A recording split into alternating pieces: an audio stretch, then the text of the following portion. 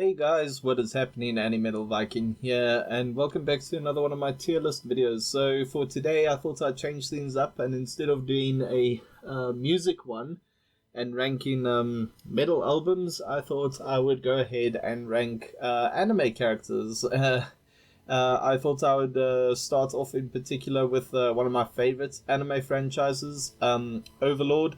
Mainly because I finished revisiting the series recently. I finished, I think it's my third rewatch of the series.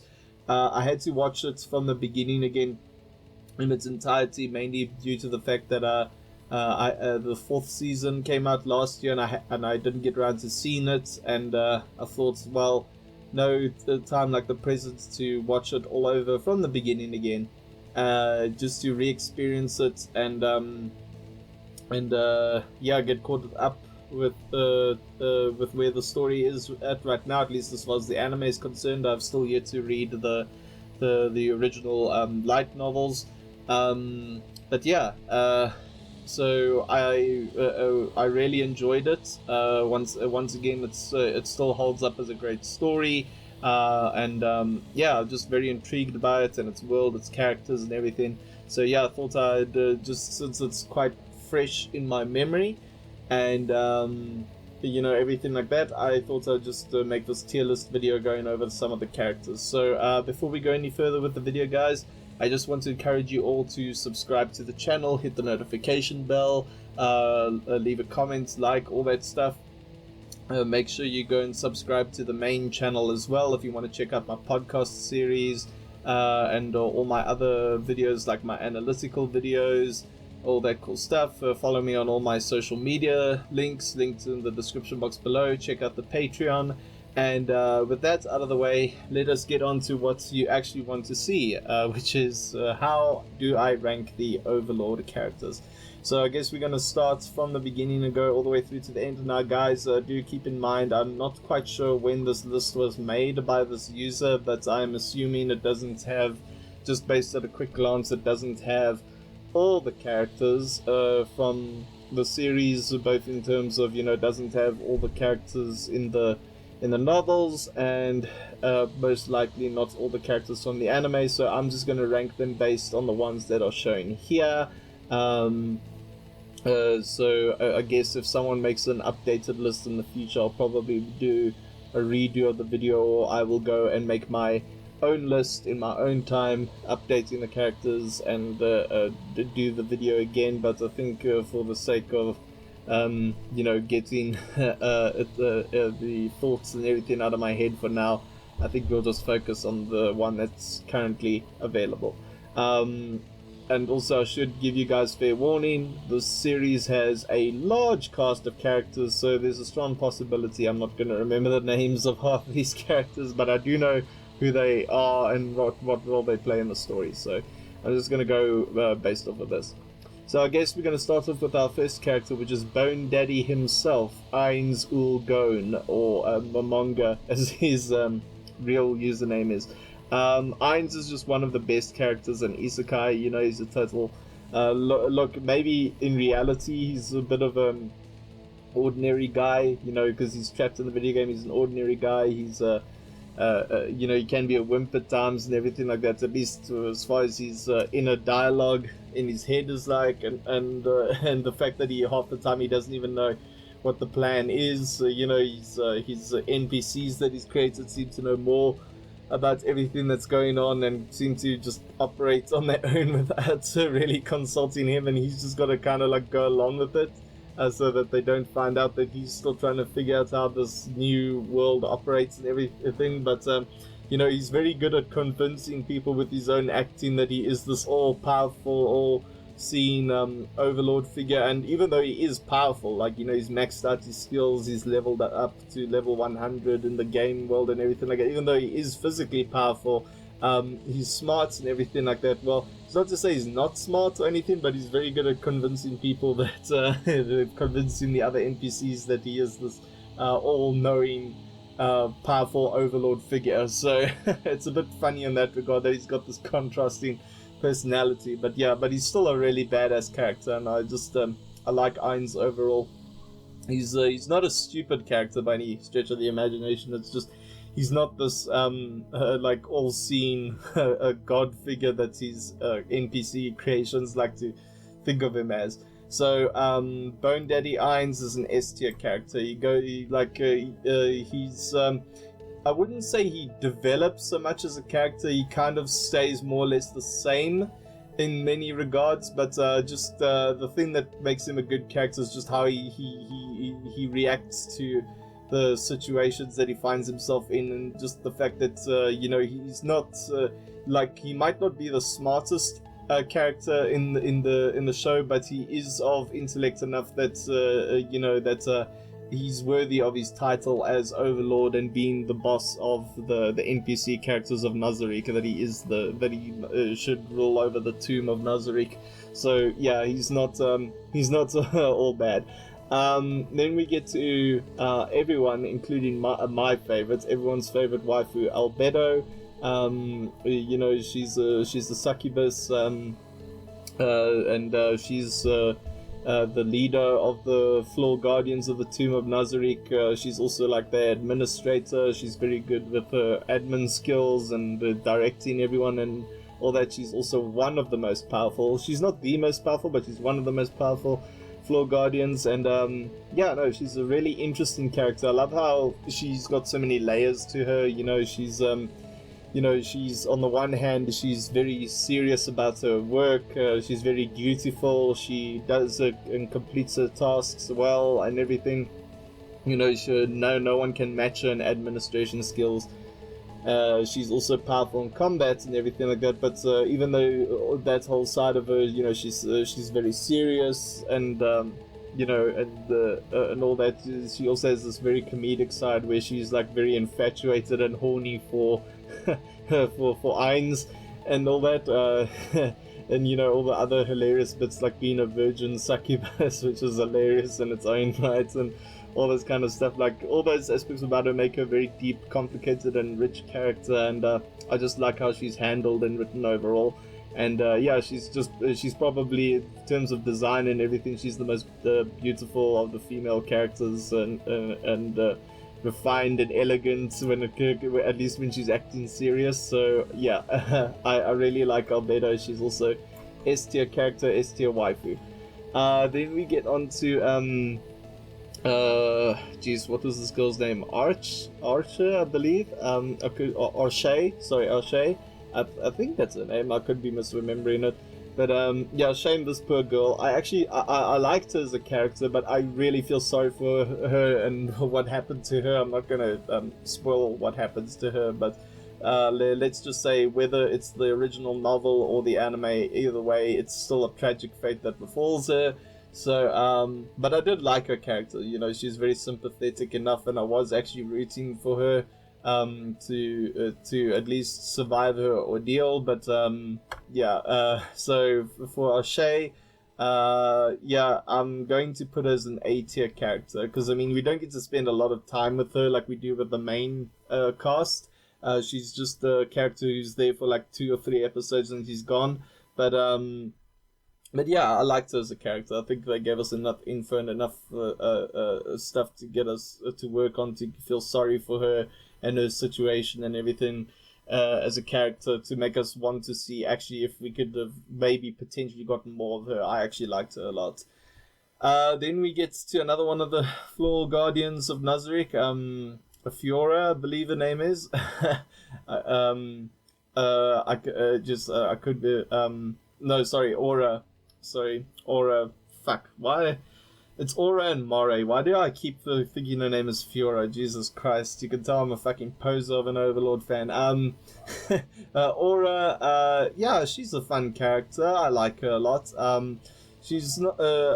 She's basically like, I know Ainz says he views all of the guardians and the people and the members of Nazarick as like his own children, in a way that he's like, like he's like their guardian and everything like that. He views all of them that way. But I think it's even more so true with Aura and her brother Moray.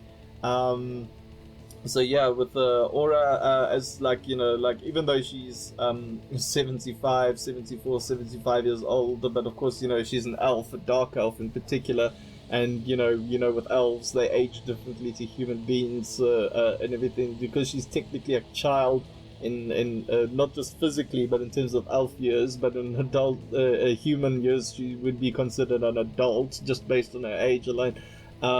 Yeah, she's a fun little character, but like, we don't get to spend too much time with her, but when she is on screen, even though she is rather cold in the sense that, like, when she encounters ordinary human characters and everything that are much weaker than her, she doesn't hesitate to carry out the orders to have them slaughtered and everything like that. So she might be cold in that aspect, but as far as her admiration and loyalty and respect to Ainz and everything like that, I'd say that makes her a pretty admirable character. So I'm going to put her an 8 here. She's a fun character. She's not annoying or anything like that when she's on screen, and just her interactions and her back and forths between Albedo and the Shaltier are entertaining enough. So I like Aura. She's a fun character. Then we get to I believe this is the king of the Orestes kingdom. This is his eldest son, the prince. Yeah, he was a douchebag. Fuck this guy. I hated him. He was willing to destroy a whole village just so that he could show off his status and stuff. This guy was, in the South African description, he was a right royal puss. I fucking hated this guy. So he deserved what happened to him. But yeah, can't stand this guy. But yeah, he got his just desserts, so it all turned out well in the end. Then this guy, I can't remember his name. I know he's one of the bodyguards for Emperor Jerknev. He seems like a standard strong warrior character, but we don't know enough about him or anything like that. So I'm gonna put him in F tier, not because I hate him or anything like that. It's just there's not a lot to go on with him other than he seems to be good friends with the Emperor. So yeah, cool, whatever. Then we got the noble who pushed for the prince, the first prince and everything like that. Also not much to go on with him, but let's just say he wasn't a fan of Gazif, if I recall correctly. And yeah, he wasn't a particularly likable character either. So yeah, I'm gonna put him in F tier. He was, I don't know, he was just kind of there, but he was also an asshole. But yeah. Then we get to Brain. Brain. Gosh, I don't want to spoil too much about season 4. I'm a bit disappointed that he didn't. Okay. How should I put it? I'm a bit disappointed that what happened to him at the end wasn't the way I was hoping it would be, in the sense that he would have met his fate encountering the one who got the ball rolling for him to get stronger and to work on himself and set a lot of the events in motion. I'm a bit upset about that, and that it was kind of over in a flash and all that kind of stuff. But as a character, he was pretty interesting. I wouldn't say, and he went through a lot of development. I wouldn't say he's one of the best characters in the series, but for the archetype and the role that he plays in the story, he was a great character. So I'd put him in B tier. The B for Brain. He was a fun character. I loved seeing him overall, and yeah, he was just really cool. I liked him a lot. I just wish he would have had a better end to his story arc, to what we got. So, but hey, it is what it is. So you can't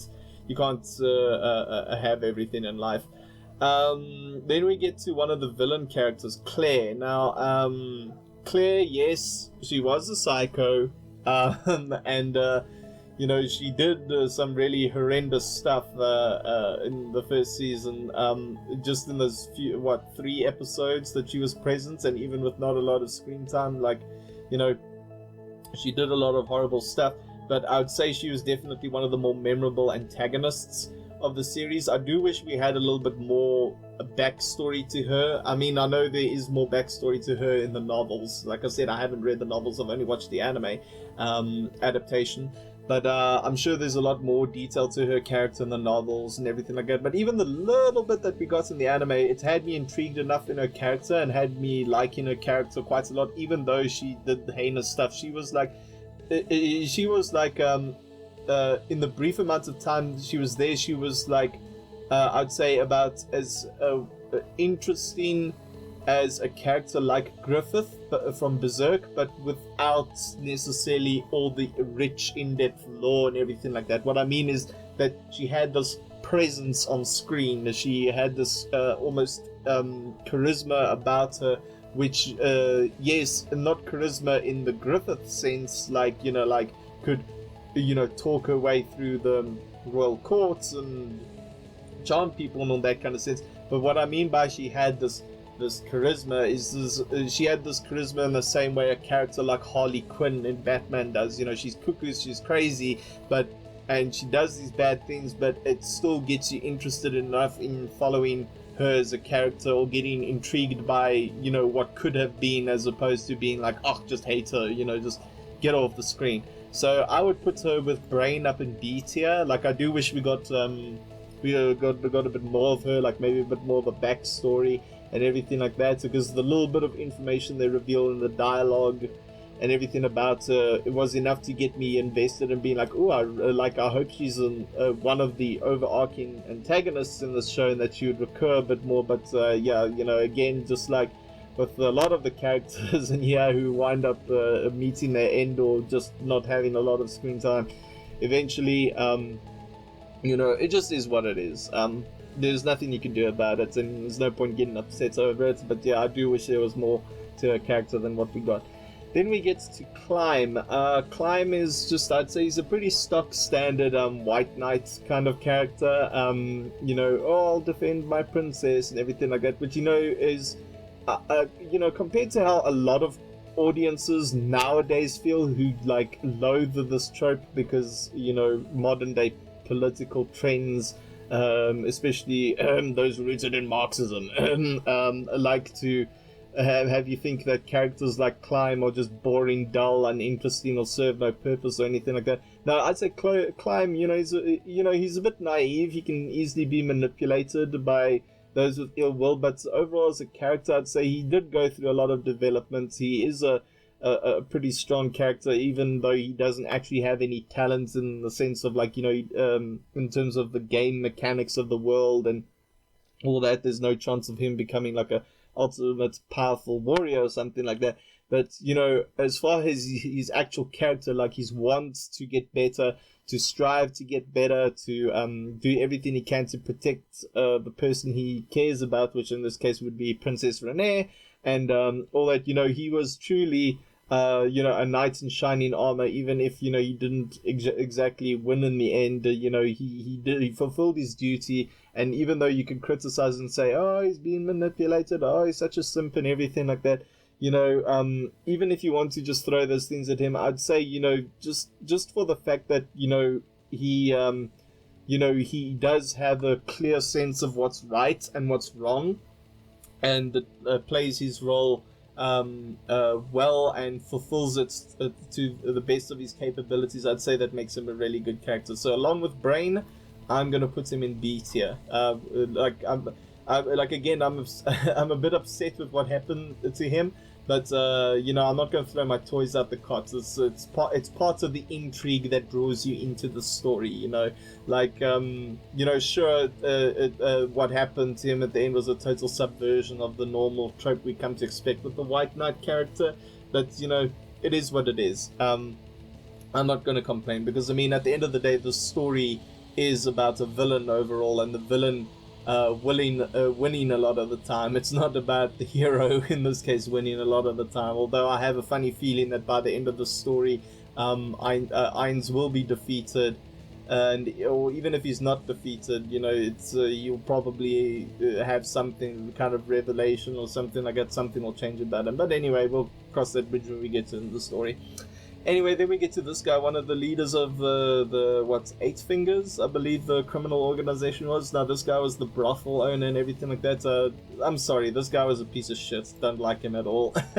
And no, it's not because of his sexual orientation. It's just because, I don't know, he was annoying on screen, and he was just scum, you know, dealing and trafficking in people and everything like that. So yeah, this guy was just a horrible character. Didn't like him at all, and you know, I wouldn't have minded him so much if they'd given him, you know, like an interesting backstory and made him a character with who was a bit more fleshed out and had more depth to him. But beyond just giving orders and everything like that, and just highlighting what a true piece of shit he was, I would say he's not a great character. So yeah, so fuck this guy. Then let's see. Then we got Kakaitis. Kakaitis is another one of the floor guardians for the Tomb of Nazarick. I really liked Kakaitis. You know, I like the fact that even though he's so overpowered and like nerfs every person that he comes across in battle, I love the fact that he was created with the intent of respecting a warrior's spirit, you know, and the respect that he showed to any character who he fought along the way, even if he could kill them easily with just one stroke or anything like that, or one swing of his sword. It doesn't matter. The fact that he would respect warrior characters and other NPCs so much, to the degree that he would you know, fulfill their wishes for a final battle even though they knew it was hopeless against him. Props to Kakaitis. Like, Kakaitis is a character who you know, is just really cool overall. And not only that, but another thing I like about Kakaitis is that even though they don't show it much, he does get quite a bit of development, in the sense that he goes from just being just a guy like, oh, carrying out Ain's orders and being all brawn and stuff. He actually starts, because of his respect towards other warriors and stuff, he actually starts thinking for himself, and actually speaking up when he wants to request something of Ain's, you know, whenever he comes up with a proposal for the plan or something. So he gets quite a bit of development despite not having a lot of the screen time. So I like Kakaitis a lot. I'd put him in S tier. Kakaitis is a fantastic character. Absolutely love him. Then we get to, can't remember her name. I think it's Crush Lulu. I believe that's her name. But yeah, so she's the female, the main female lead of the lizard men, the race of lizard men. I liked her character a lot. I just I did find it a little comedic that, you know, like you know, because, you know, they are a beast species of you know, a creature that inhabit the world of the new world of Yggdrasil, the revamped version of it's like I like how they still very much, you know, animals in terms of their instincts and stuff, and just the whole thing where it's like you know, the whole thing of how she got into a relationship with the brother of the chief of the lizard or the one lizardman tribe. I can't remember their names now. I know they were a bit difficult to remember and pronounce, but I know who they are. I did like I did find aspects of, like, you know, like how she was introduced and just how the story plot progressed with it and everything. I got a little bit comedic and even cute at times, but it was more hilarious than anything else. But yeah, I did kind of feel sorry for her when, you know, after the you know, again, I don't want to spoil too much, but basically when but in essence, the lizard men had to submit to Ain's rule and everything like that. I did feel sorry for how it had to play out and happen, even though things worked out in the end, and then they did eventually have to pledge their loyalty to Nazarick. Yeah, I did feel sorry for her in that regard, but overall, the brief amounts of time that she and the other lizard men were on screen, but especially with her, like, I found it to be, you know, even though it was a pretty standard, like, if you want to call it, like, war and conquest kind of story plot that got summarized within the span of, what, 4 or 5 episodes, doesn't matter, it was done really well, it was executed really well. I feel that even with the brief amounts of screen time she had, gave us enough time to get to know her as a character and everything like that. So yeah, I'd say she was a pretty fun character overall, but I wouldn't quite put her up in A tier, so I think she's still belong in B tier along with Brain and all these others here. You know, I do wish we'd get to see a bit more of her and see, because especially with the request Ainz gave her after he conquered the lizard men, the request I wanted to see a bit more of her. I do know that she hates Ainz. She always gives her, like, in season 4, she gives him just like this angry eye look about her, like this, that she really despises him and everything. But you know, I just want to see a little bit more about how she's handling that request that Ainz gave her, and just yeah, just a little bit more about how the lizard men are feeling after their defeat. You know, just how loyal are they to Nazarick compared to Khan Village, who are like completely loyal to Ainz because of how much he helped and everything. So yeah, I'd like to see a bit more of that, but we'll see if either some more subsequent seasons, or if I get around to reading the light novels eventually. But yeah, that's how I feel about Krish. I thought she was a pretty cool character overall. Then we get to one of the Pleiades, I believe that's how I say it, the Pleiades maids. I can't remember this one's name, I just know she's the machine gun girl. But yeah, we don't get to know much about her character, other than the scene where she picks up the little penguin butler guy, and her fight against Evil Eye in season 2. We don't know much about her character, so I'm not going to profess that, you know, she's a great character and everything like that. We don't know much about her as of yet. She's just kind of there.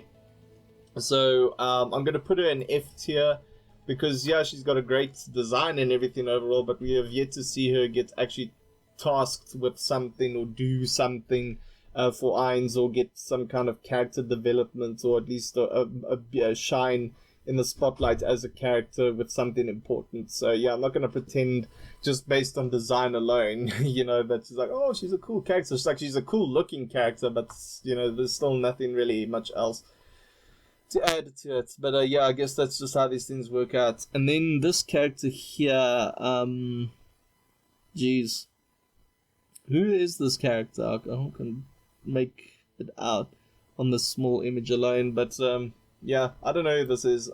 Just I probably do know, and I'm just forgetting. But yeah, I'm gonna put him down there for now because I don't recall. Then we get to Demiurge. I really like Demiurge as a character. You know, I love the fact that even though he is really loyal to Ainz and all that, I love how his intellect makes it almost seem like he's almost scheming against Ainz, even though he actually isn't. So it's just you know, Ainz is so you know, out of the loop when it comes to these plans that the NPCs just somehow develop on their own, that he's just kind of like got to pretend like, yes, you know, it was part of my plan all along, when in the meantime he's just kind of like tricking them and being like thinking like, shit, I hope they don't know that I don't know what the plan is. So and 9 times out of 10 it's often Demiurge who is like the start for this shit. I mean, like, there's literally a meme out there with the what's that movie, The Race to Witch Mountain, the meme with Dwayne The Rock Johnson in the car, where, you know, when he looks over his shoulder, when he's like, oh, look, got like the what the fuck face. There's literally a meme in the Overlord community where it's got like so basically Ainz's face is photoshopped over the Rock's face, and then there's so with the dialogue in the first episode, it's like the stars sure are pretty tonight, and then it's got Demiurge where the kid's sitting in the back and he's like, world domination, got it, and then Ainz just looking back like, what the fuck.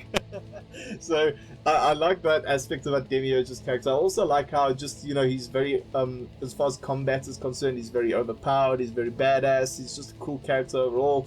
I don't like his as far as his design is concerned, I really don't like his final form, which is like this weird frogman looking thing with wings, which is like, you know, makes him going from looking like what could have been a cool demon thing to being like, oh, he's a frogman. Okay, cool. He gets a bit chubby and everything, which is a bit weird.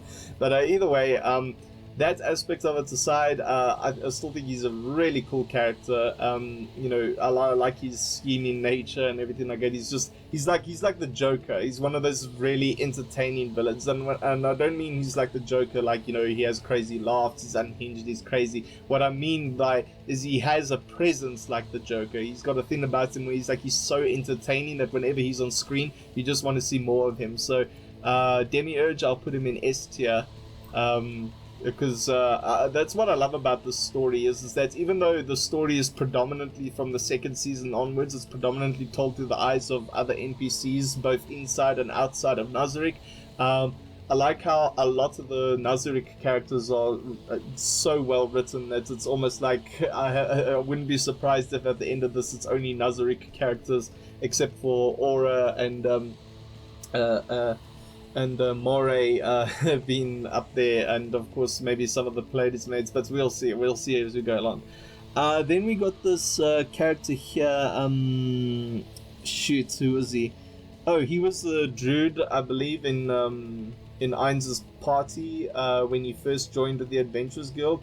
He was a pretty cool character. I mean, he wasn't there for long, but you could feel the sense of camaraderie between Ainz and them when they were first in the party together, and I thought he was a pretty good character overall. I liked him a lot.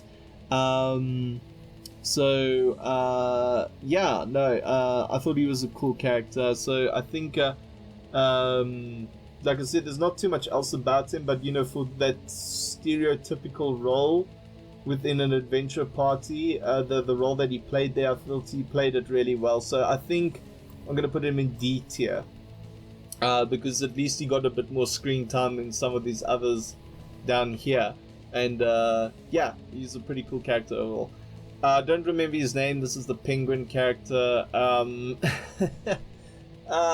He's funny when he appears on screen, and I think it's hilarious that in his programming he thinks he's going to take over the Tomb of Nazarick from Ainz just by cleaning really well, which is pretty hilarious in of itself.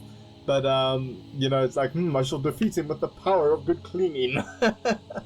But it's but overall, aside from that gag with him, he's not too interesting of a character, so I'm gonna put him right next to the maid that thinks he's cute and like picks him up and everything. So I'm gonna put him in F tier. He's not that great of a character, but I mean, the gag does get some chuckles. It's quite funny.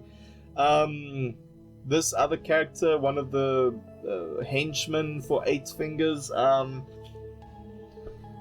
we got like no screen time with her. I mean, she just rocked up and then she got nerfed. So I would put her in the don't know who thing, but I mean, I do know who she is, but I'm gonna put her in F tier. Like, she was literally there for a few minutes on screen and then she died. So I wouldn't call that much of a spoiler anyway, because it's like, Overlord's got so many characters that a good chunk of them either die right away or they're just there one moment and then they're gone. So, they never show their faces again. So, so don't be too surprised about that. So that's not really a spoiler, but so basically, let's just say, despite her sexy design,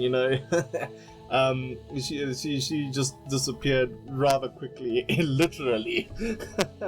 So then we get to Enri. I really like Enri as a character. She, out of a lot of the female characters, actually, out of a lot of the ones that aren't Nazarick NPCs, she has gone through a lot of developments. I like how she went from being a simple village girl who lost her family due to the attack on her village and everything like that, to suddenly being the chief of the village and being a commander of the whole army of goblins and everything like that, and of course working really hard to help Ainz and everything like that. So I think she's a great character. I think she went through a lot of great character development. I really like Enri a lot, so I'm gonna put her in S tier. She's not even a floor guardian or anything like that, but I really like her character. I think she's a really sweet and cute character overall, and a little romance with the alchemist kid. Can't remember his name now, but I like to jokingly refer to him as the hentai protagonist because his eyes are hidden behind his hair. I love. But her little romance she's got with him is quite cute and adorable. I actually like her a lot, and like I said, she's a pretty entertaining character. I like her quite a lot. Then we get to one of the other Pleiades maids. I'm gonna keep screwing that word up this over and over again.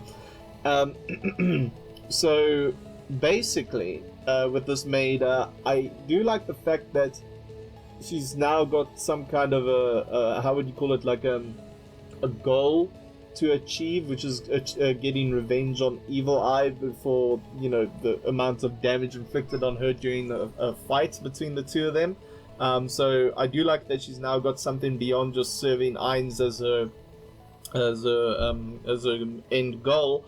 But we still don't know enough about her. But other than she's a creepy insect creature and everything like that.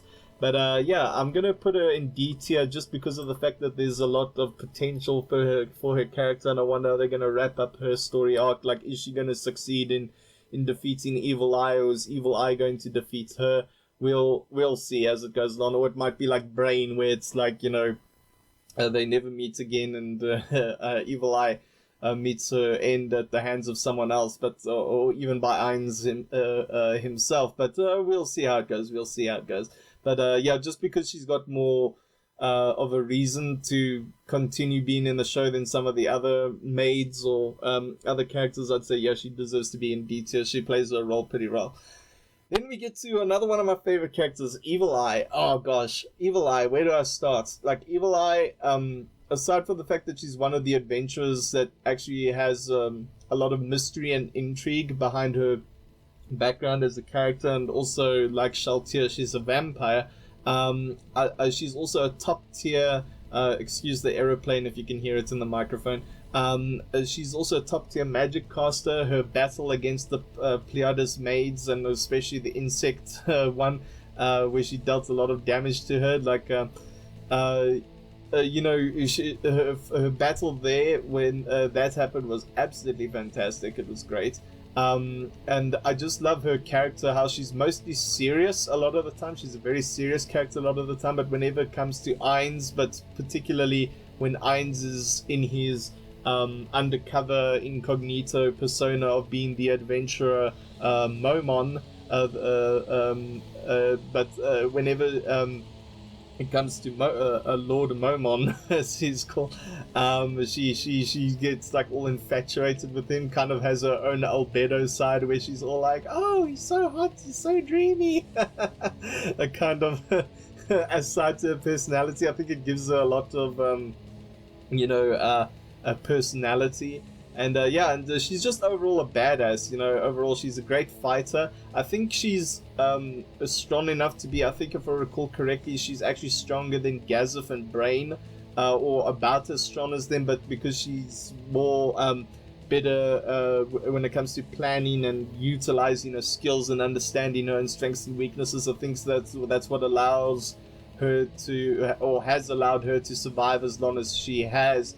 Along with the rest of her party, as opposed to meeting such tragic ends like some of the other characters have already, like other adventurers or other people who are part of the Orestes kingdom. But yeah, no, she's a very cool character. I like her a lot, and I do hope that. You know, I'm personally hoping she survives the whole ordeal at the end. It would be nice to have at least one character who's not a Nazarick NPC actually be able to take on the members of Nazarick and at least win to a certain degree and even survive the whole ordeal. But that remains to be seen. But I doubt it. I think she's either going to meet her end in some horrific way and be fed to bug maid here, or if that's not the case, she'll probably go into hiding or something like that. So I don't know, but we'll have to wait and see. So Evil Eye is an S tier character. She's just such a great character. Absolutely love her. Then we get to the sorcerer for the Empire. Aside from the fact that he's a traitor and everything, and he's just obsessed with getting more powerful with magic, there's not much else to his character, so F tier. Then we get to another one of the adventures of Blue Rose. I cannot remember her name. Big muscle lady, I guess I'll call her that for now. She's a pretty fun character. Whenever she's on screen, you know, I never find her to be annoying or anything like that. She's a fun character overall. But we don't know too much about her, so I'm gonna put her in D tier because just like with this character, the druid character over here, like she plays her role as being like the big, you know, I'm not like the other girls, physically strong, you know, whatever kind of character. She plays that role really well in her, as far as like her trope and everything like that goes. But we've yet to learn a lot more about her, even though we've seen her quite a bit on screen compared to some of the other adventurers. So hopefully we'll learn a bit more about her, like maybe why she feels the way she does about why she puts on this kind of like persona, this bravado front, even from what I've seen, doesn't appear to be too confident in her femininity, and hence why she chooses to act all like manly a lot of the time and all that. But yeah, it's still something that could be nice to see explored a bit, but I don't think so. Once again, Overlord's got such a ridiculously long and list of characters and large cast that it'll be hard to cover all of them. So yeah, I guess that's just how it goes. I don't know why a golem is here. Whatever, it's just a golem. But yeah, I guess that's there.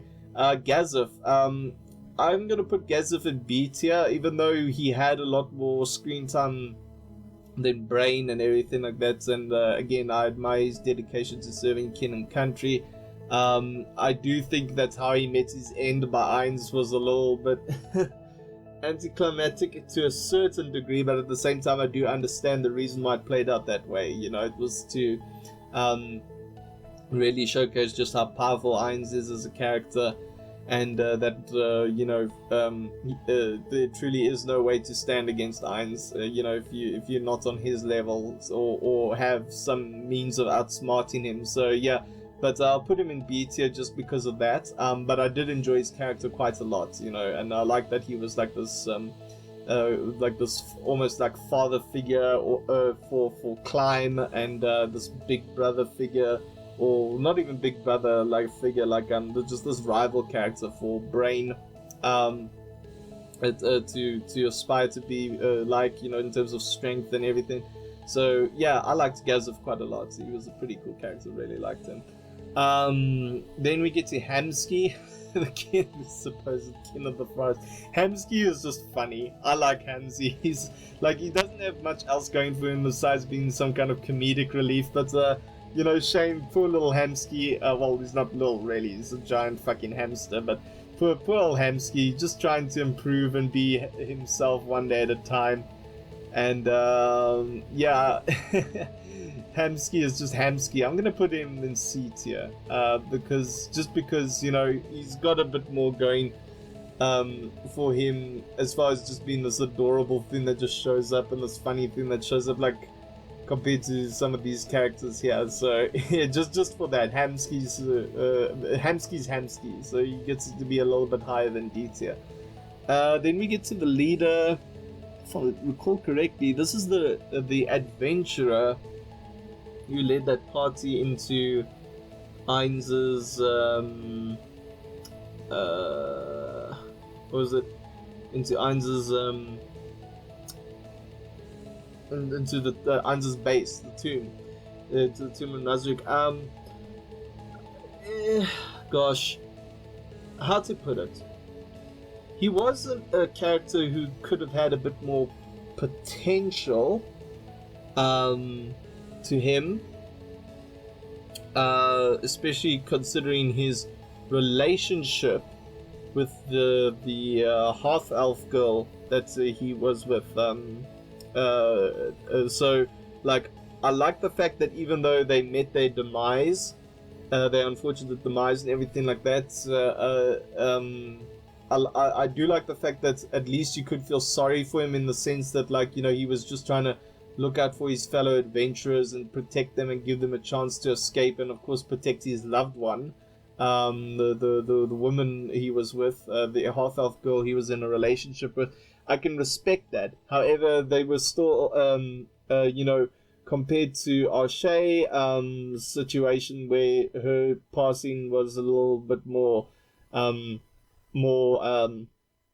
shocking and everything, and her ultimate fate was actually a lot worse than theirs. I'd say it's wouldn't quite put him on A tier or B tier. I'd say just for being, despite being a typical sleazeball some of the time, at least he would always come from a good place and was and had a good heart overall. So I think with Hamsky he belongs in C tier.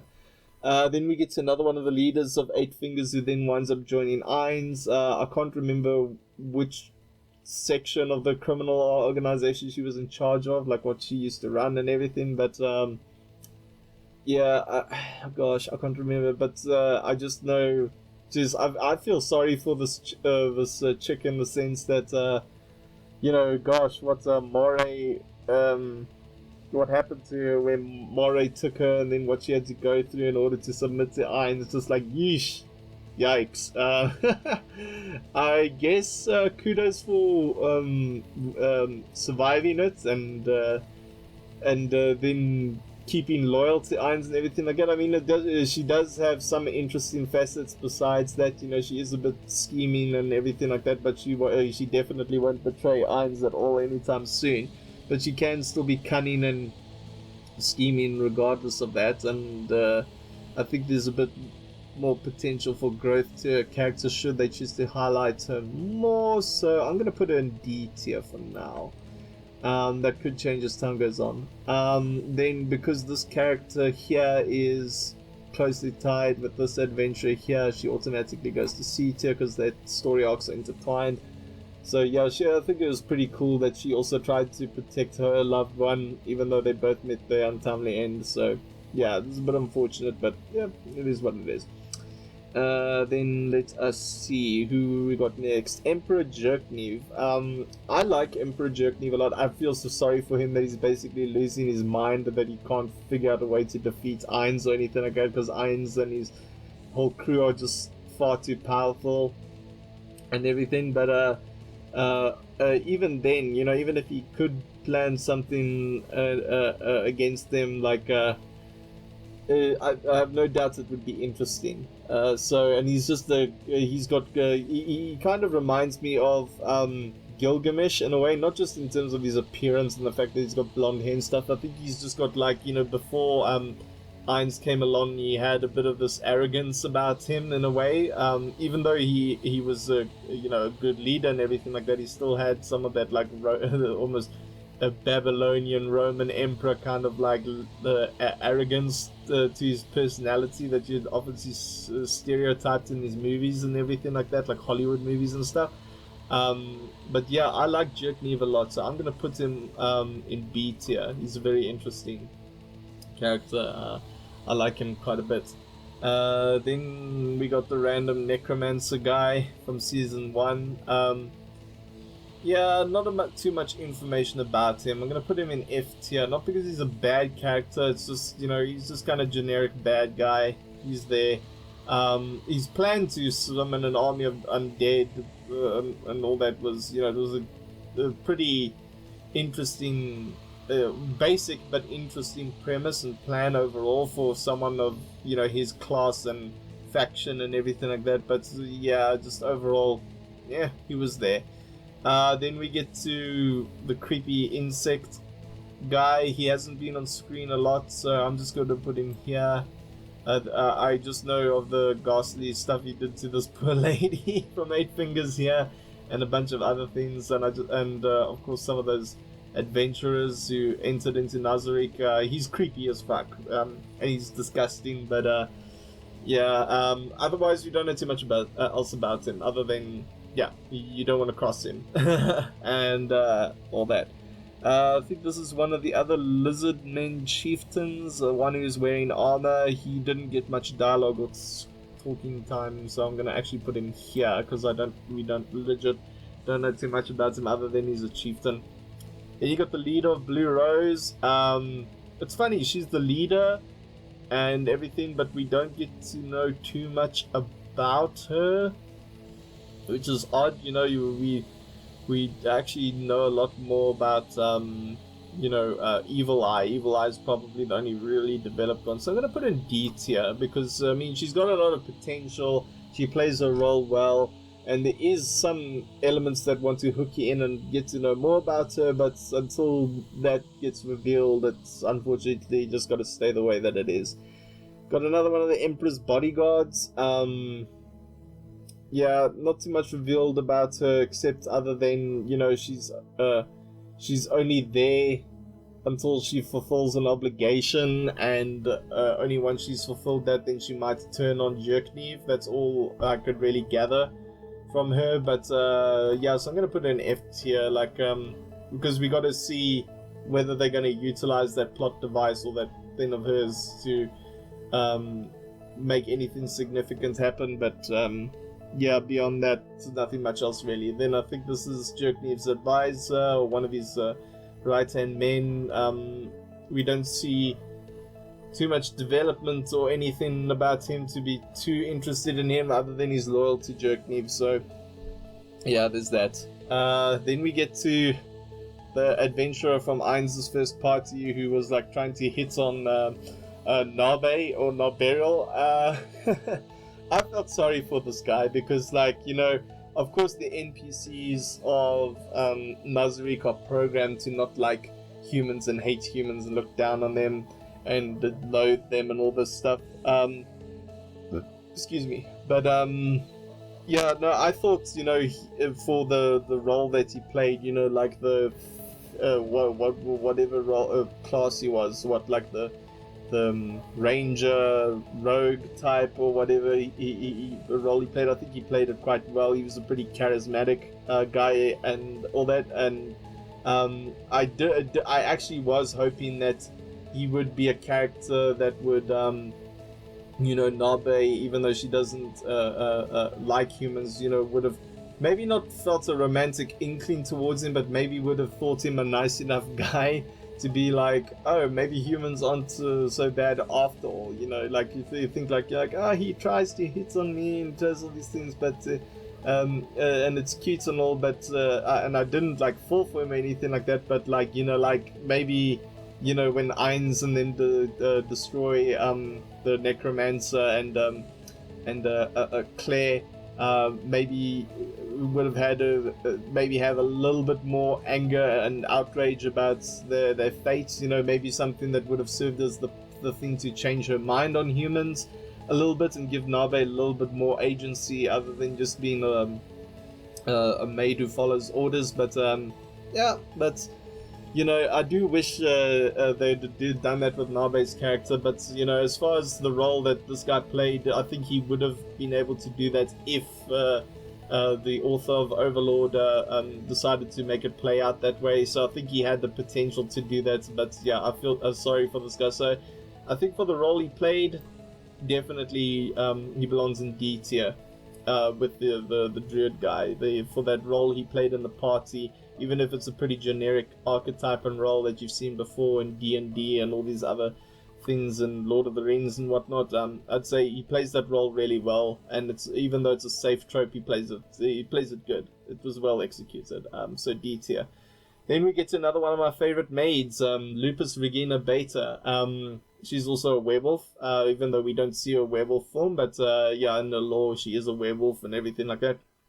I like her as a character. I will admit she is a bit of a a bitch in the sense that, like, you know, Ainz might give her these orders and stuff, but she always hopes for the worst on the people she's supposed to protect, or she'll just show up at the last minute to be like, you know, kind of like, oh, let's watch them suffer a bit, to the point where it's like, oh, I guess I got to step in and follow Ainz's orders. But she does that numerous times when it comes to Khan Village. And especially when it comes to protecting Henry and the other ones that are supposed to be protected, the other villagers who need to be protected. She can be a real douche about that, but a real absolute bitch. But when it comes to the other aspects about her, you know, she's a pretty fun character. I like her a lot. And yeah, I hope we get to see more of her in subsequent arcs, and that the Khan Village incident is not the last time we'll see her or hear or from her or see any you know, big role for her. So yeah, I did like her quite a bit. So I'm gonna put her out of the maids. I'm gonna say because she actually out of all the maids besides Solution and Nabe, she actually played quite a huge role in the whole Khan Village thing, so I'm going to definitely put her in B tier. She's got a lot of potential in her to be an even better, if not great, character as the story progresses. Another one of the henchmen of Eight Fingers who gets nerfed right away. Not much else about him to be known. He just is there and in one moment and then he's gone. So yeah. For Mare, so the track character of the show. Yeah. How should I put it? Like, I like the relationship he has with his sister, and everything. You can tell the two of them really care for each other, and they are, they're pretty close as siblings and everything like that. And they look up to Ainz as a father figure, which is nice and wholesome and all. But compared to Aura, Mori doesn't actually get a lot of character development. He just kind of fulfills orders and expresses his admiration for Ainz, and he doesn't really grow or evolve, or and he doesn't have too much of a personality either. He's just kind of shy all the time, and can basically kill half an army of people by summoning a hole in the earth and you're having them all fall down there and then sealing it back up with his powers and everything. So, compared to Aura, I'm gonna put him a tier down because, even though technically he shouldn't be here, I think because of his sister, there's potential to, have something done with him where he could grow a bit more and have a bit more defining moments of his character just because of his sister. But technically I would put him in C or even D tier, but just because he's paired with the sister, he'll definitely he will probably have some moments to shine, and I really do hope so. I can't remember this noble's name, but I like to call him Doting Father Guy. So he likes to talk to his kid in like baby speak, even though his kid is like 6 years old or some shit like that. But either way, this noble guy, I actually liked him quite a lot. He had good intentions for the kingdom of Riestes, and I like the fact that he was very loyal to the king, and he had high hopes for what's his name, Zanuck? I believe his name is Prince Zanuck, the second son of the king. I like that he actually had some hope for him, and the two of them had a mutual respect for each other, and similar goals. And it's I'm at least at this point in the story, I'm glad to see he's still alive and everything like that. Marky Raven, that's his name, Marky Raven. I remember now. Yeah, he was a pretty cool character. I liked him quite a lot. So I think I'm gonna put him in C tier because he's got a lot of potential still. He's already showcased a lot of potential, but I would like to see how now under Ainz's rule he's going to develop now that Zanuck is gone. But it's going to be interesting to say the least, and I hope to see more from him as we continue. Then we get to my all-time favorite maid of the Pleiades maids, and that is Naberial Gamma. Cool fighter overall. I like how she's always confident. She's got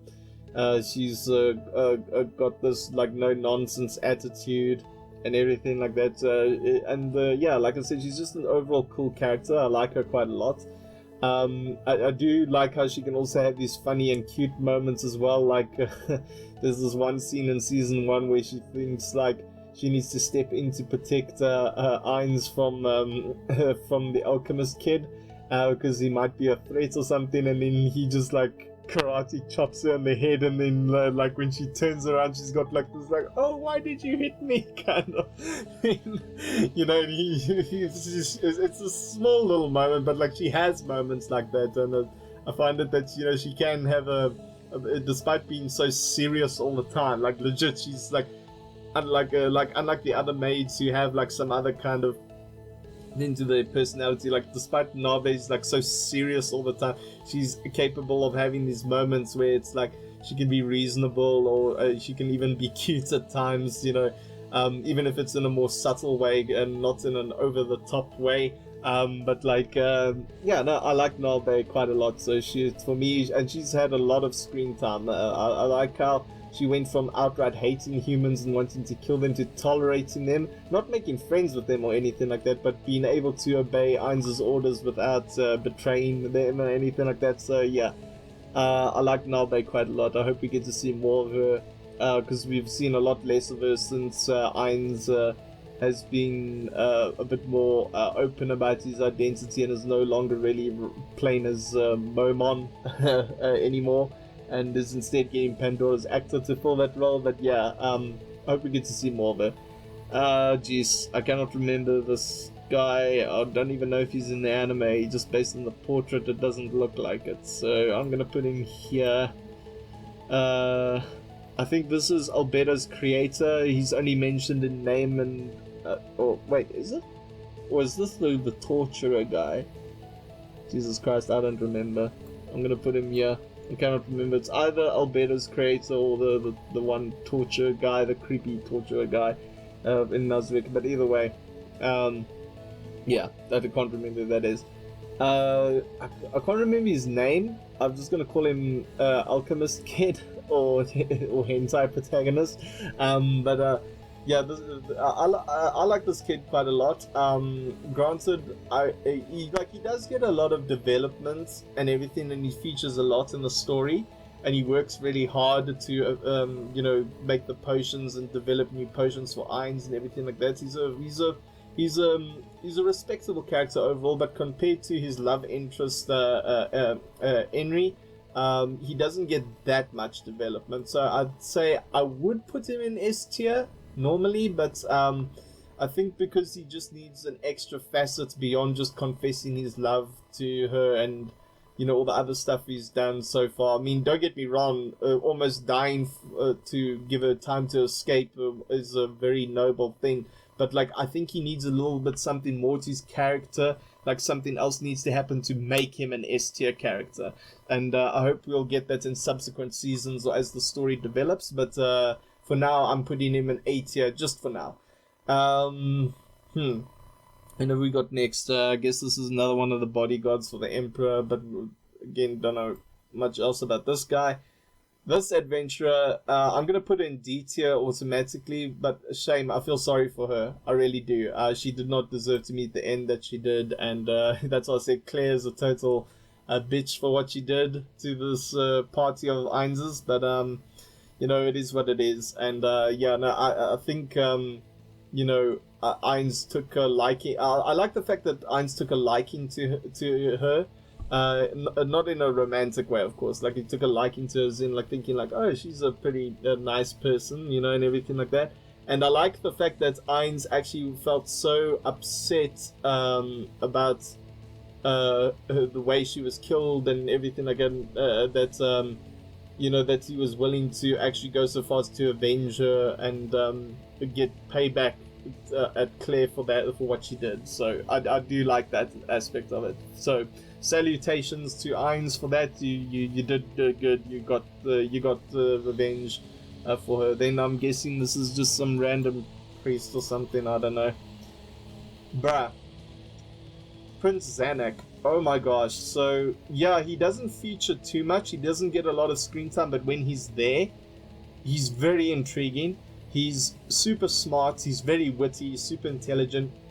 And I like the fact that he was, despite, you know, being a bit of a chubby child and potentially spoiled in many aspects and being more suited to like administration and paperwork and desk work and everything like that, he actually rode out into battle ready to defend his kingdom and his father and everything like that. And bruh, just, oh my gosh, when his own army betrayed him, oh gosh, I know I'm spoiling stuff now. I know I said I wouldn't spoil stuff earlier in the video, but you know, just when you've been recording as long as I've been recording this now, you know, stuff tends to just come out. But basically, yeah, Zanuck, this guy, my man, salutations to you, sir. You deserve nothing but the utmost respect for everything you've done. So A tier for sure. He's a great character. Absolutely love him. This is Arshay's parents, scumbags, pieces of shit, the F tier characters.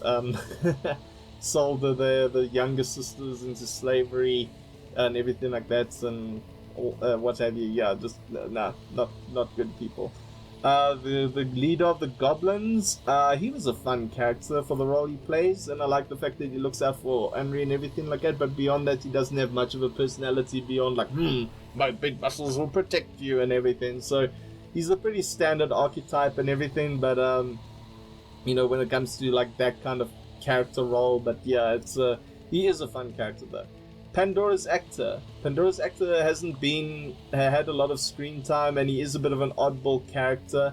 He doesn't really have any motivations and stuff yet, so I'm gonna put I know he's a fan favorite with some people, but I'm gonna put him here. So until he actually has some big defining moments beyond impersonating Ainz for something like a battle or anything like that, I'm just gonna leave him there for now. This character, don't believe I've seen them before. I'm gonna put them there. This maid, I like the fact that she cares for children, and I mean, I do feel sorry for the fact that she's been put under house arrest for trying to sneak some of the captive innocents, especially children in Nazarick, from Ainz's other conquests, that she's been trying to sneak them out and everything and help them escape. So and I do like the fact that she doesn't take delight in slaughtering and everything like that. So she kind of like is one of those members of Nazarick that keeps Ainz's moral compass kind of in check, because, you know, with him being in an undead body, he's kind of losing his humanity and his emotions and his ability to feel sympathy for people or empathy and stuff. So I like the fact that she is like kind of like keeps a check on him, but still not enough motivation, I'd say, and she's only been in like 2 or 3 scenes, so I'll put her in F tier for now. Then we get to the leader of Ainz's party. He was a pretty solid character overall, typical charismatic leader, was the heart and soul of the party, brought everyone together. Felt a bit upset when he died, but yeah, a good character overall, pretty solid character. The kin of the Restes Kingdom, I did like him quite a bit, but I do feel that he was not nearly as layered or as complex as his children, especially his youngest children were. I think he just plays that typical, like, you know, kind of exists there fatherly figure pretty well. So I'm gonna put him also in D tier. Princess Renee. Now, I really like Princess Renee a lot. Like, yes, she is a real bitch of a character, and especially what she does, like at the end of season 4, and what caused the whole the fact that she's the whole cause of the downfall of her kingdom, pretty much just so that you know, she could meet her dream with Climb and everything like that. Is like, oh gosh, she is a real bitch of a character, but she's like an entertaining bitch of a character, even more so than Claire was. And yeah, no, I just I really liked her character overall. You know, manipulative, scheming, true villain in every sense of the word, like one of the best female villains out there. So she belongs with Albedo and them up in S tier. She's just a intriguing character. The fact that she can show such kindness and everything like that, but that kindness is actually masked with like some sinister evil motive underneath, but like has everyone fooled. She's just a really solid villain character, a great force to be reckoned with, I'd say, outside of Nazarick's usual people. I think she's actually smarter than Jerknev, even, because Jerknev's like losing his shit right now, and she's kind of like, oh well, I joined the winning side. So yeah, I don't know why this mount for one of the lizardmen is here. I mean, it was a loyal pet and it defended and cool, but I don't know why he's here. One of the, what do you call it, the Lamia, whatever you call it, creatures on the forest, don't know why he's here. He's literally there for like not even 5 minutes of screen time. He's gone. Sebas. Oh, Sebas is a wonderful character. I like the fact that, you know, he's programmed to, you know, be virtuous and stand up for what's right and deal out justice, despite, you know, serving for the tomb of Nazarick and being like Ainz. And I like the fact that he helped Brain and Climb in you know, defeating the Eight Fingers as an organization, taught them how to be better fighters, and is a real gentleman of a character. He's just like my guy. Sebas is a freaking goat character, and I like the fact that he actually got himself, albeit a human, which is, you know, normally the NPCs in Nazarick hate humans, but I like the fact that he got himself a human love interest as well. Kind of balances the you know, the things out in Nazarick a bit. I like that Ainz actually, if humans are not just respectful of him, but actually are able to provide some kind of use for him in some way, or benefits to Nazarick, he will actually protect them and be merciful to them, and and has a benevolent side. He's not just all like, oh, kill everyone kind of deal. So, and I like that he granted Sebas's request and everything like that. So, yeah, no, Sebas is he's a real gentleman of a character. Like, he's a true Giga Chad. Love Sebas. Then we get to who is arguably my second favorite character out of the, you know, the waifu characters. My second favorite one overall after Albedo, and that is Sheltia Blood Fallen. She's just one of the coolest vampire characters in this, like, you know, these isekai fantasy things. Not that there have been any vampire ones in other isekais now that I think about it, but she's one of my favorite vampire characters in anime overall. Yes, granted, she is a little bit dense and dumb when it comes to some things, and she proves that at times, you know, in the fact that she's so cocky and overconfident in her power and abilities, because she is the most powerful floor guardian in Nazarick. She's so cocksure of herself that she thinks she can defeat anyone, which often means that when she encounters situations where she does, where it goes outside what she thought of what could happen, you know, it tends to making a lot of mistakes, including being brainwashed by the enemy and turning on Ainz after have been hit with a world item and everything like that. So despite being a bit dense in that front and not being able to beat Ainz in a fight, despite being the most powerful, because she can't really figure out the best way to use tactics and stuff. I like that flaw in her character allows her to grow and become better and redeem herself after the incidents where she got brainwashed and everything, and was resurrected. Like, I like the fact that despite being overpowered, there's room for her to grow. I like how the author of Overlord, yes, although these characters, the main characters, are all overpowered, and it seems like the other NPCs just don't stand a chance, so far at least, and they just seem to win all the time. At least within their own ranks, they can fail in certain aspects, and they can still grow and become not just the NPCs, but NPCs with agency. You know, they can actually think for themselves and get better than what they're currently programmed to do. So, and Sheltia is a prime example of that. So I love Sheltia a lot. Sheltia goes up in S tier. Then go to the chief of the main Lizardman tribe from the story. He was a pretty good character. I'd put him in D tier. Plays his role for his thing in the story quite well. Not too much motivation about him other than he wants to protect his people, but I like how Kakaitis respected him as a warrior and all that. Yeah, so basically he's one of those characters for the role that he plays in the story and for that story arc and everything like that. I'd say he's a pretty good, solid character overall.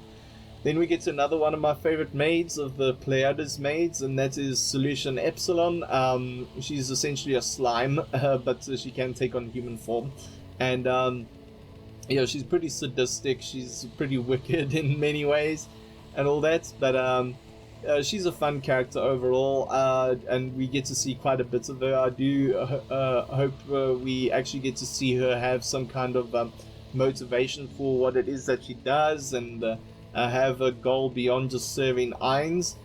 So because of that, I want to put her in C tier, but I think I'm going to put her in D tier for now, because just like with Insect Maid here, I do hope that, because even though Insect Maid has more of a goal of a reason and should actually be in C tier, I think we still need a bit more information about her beyond being creepy Insect Girl, and the same goes for Epsilon, aside from being loyal but twisted and sadistic,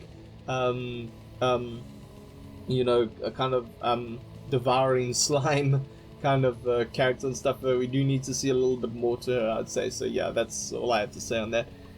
Bartender guy, he's not there for long, don't have an opinion on him. The piece of shit human trafficker noble, fuck this guy. Quite literally.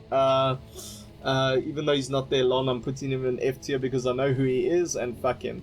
This guy, he was a bad guy too, yeah, also screw this guy.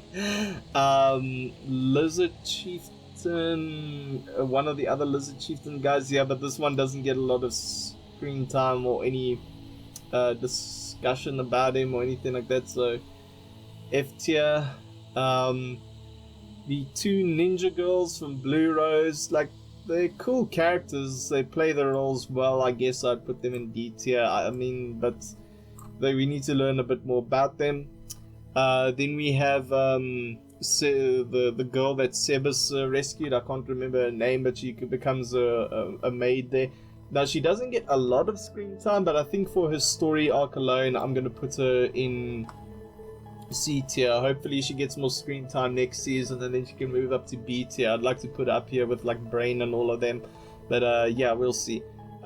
This character, don't get a lot of screen time with him, and he's just kind of there. A maid who I'm very interested in seeing her story and everything like that, but we don't get a lot about her, is Yuri Alpha. I like her design and everything like that, you know, she seems cool, and she seems to be a brawler martial arts type of build character and everything like that, but like, you know, we don't know too much about her, other than she's one of the I think she's the second in command of the maids, I'm not quite sure. I can't remember correctly, but for the role that she plays, I definitely put her D tier, but I hope she'll get like an actual goal or something like that. Also, I'd say for F tier, along with the no, actually, I'll give them.